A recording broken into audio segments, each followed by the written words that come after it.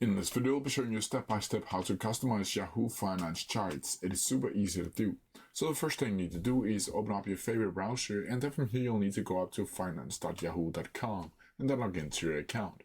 Once from here, you'll need to go up to the search bar and add in the specific ticker that you want to find the chart for that you can customize. Once you get into this page right here, you'll be able to see this page. Now from here, the easiest way is really just to go over to Advanced Chart over here. And then from here, you'll have all these options. Now from here, you can see the different charts over here. You can see the trading volume down here.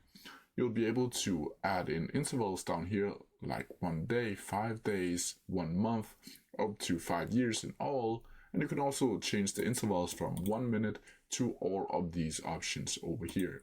You can also change it to a specific date if you want to do that by clicking one of these buttons here and then apply, or else you'll be able to go up to the right hand corner and go over to change it from a mountain structure to either line, candle, bar, baseline, step, baseline delta, HLC, wave, and all these other ones here.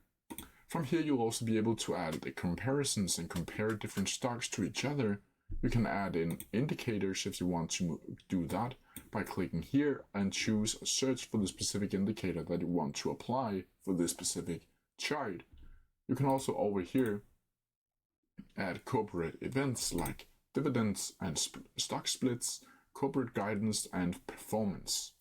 Over here you can also draw like you would be able to on any other different platform like TradingView, where I can go over here to the tools and then start drawing inside of the chart.